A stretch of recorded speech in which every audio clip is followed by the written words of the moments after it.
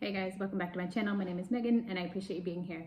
Today I'm going to be talking about money truths, and specifically we're talking about money truths about living abroad. So if you've been on my channel before, you might know that I currently live in Dubai. I am an American citizen. I grew up there until I was 22. When I was 22, I left and moved to Australia. I lived there for 8 years, and then after that I moved here to Dubai. So I have had a little bit of experience in different places. And I figured I'd share some of the things that I've learned in the years that I've lived abroad, some of the things that are surprising, some things that you might not consider if you've never done it yourself. So let's jump into some money truths about living abroad. So the first thing I would mention is that salaries tend to match the cost of living in wherever you are living abroad. In general, if you're earning more money, it's really likely that your cost of living is also going to be higher than what you're used to. For example, in Australia, the salaries and hourly wages tend to be a lot higher than what you would do for a similar job in the States.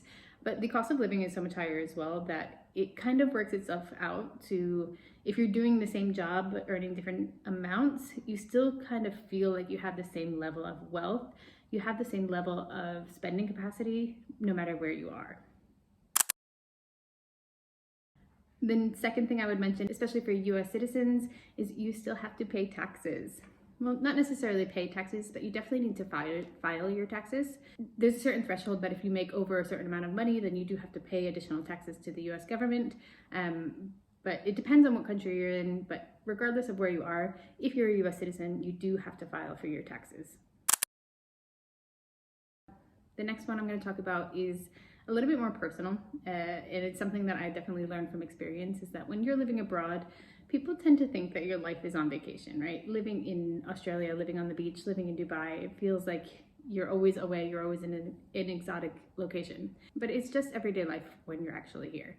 And when it comes to vacations, because you're so far away, a lot of times you have to decide, do you want to go home and visit your family, or do you want to take an actual vacation? And as much as I love to spend time with my family, being at their house, spending time with them, that's not a vacation, that's just visiting. So the two things are definitely different, and you have to decide how you want to spend your money. And sometimes that hurts other people, sometimes that hurts yourself, sometimes you don't get the experiences that you want, but it's a financial decision that you have to make. Sometimes it's due to the amount of leave that you have from your job. Other times it's just because it's expensive to go either home or on vacation.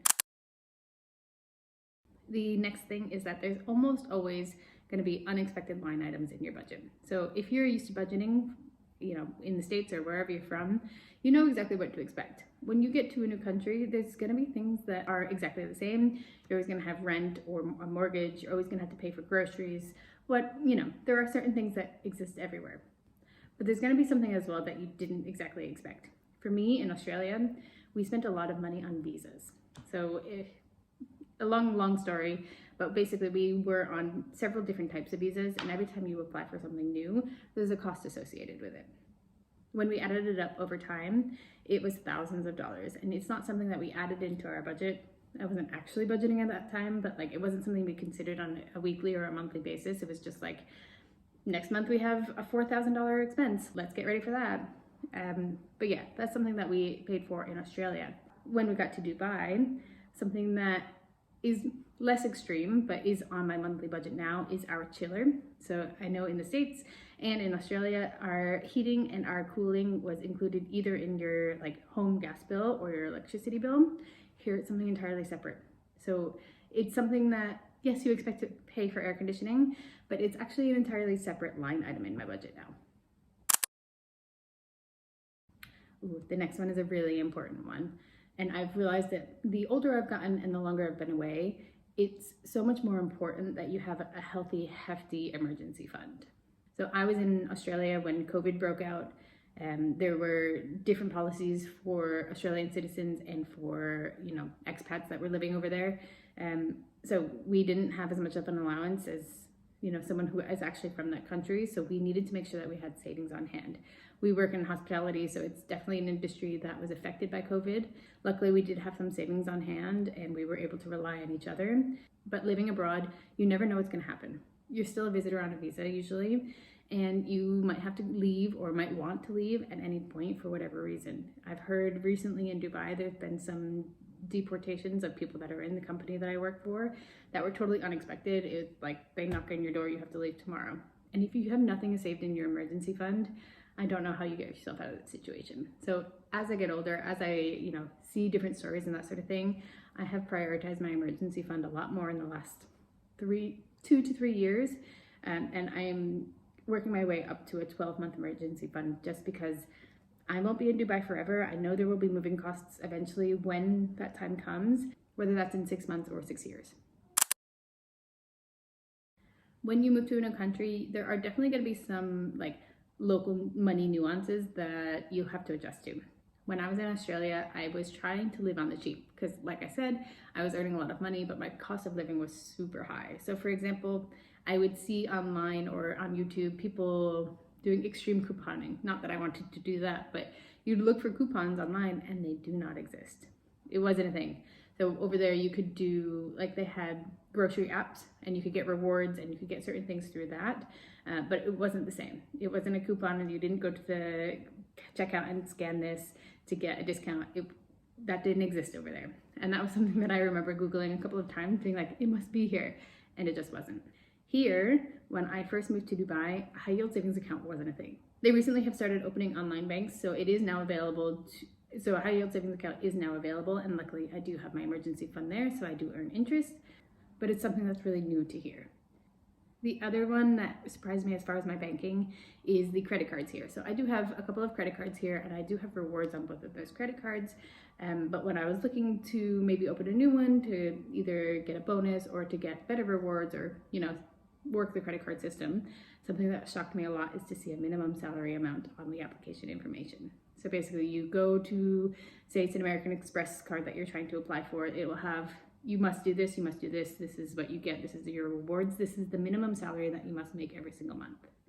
I was blown away. And if you're applying for the same card in Dubai versus the same card in the US, you have to have a much higher salary in Dubai to get the exact same card as you would in the States.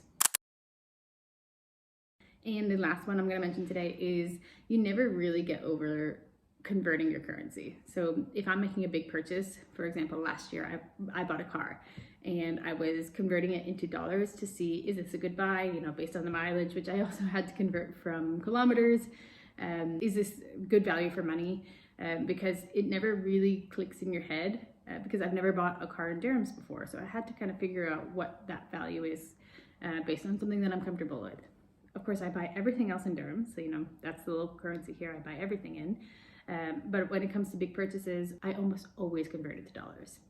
But then when I'm in the States and I'm out shopping, I'm out grocery shopping or I am buying some things that I want to bring back, I almost always convert it back to dirhams because that's the money that I spend every day.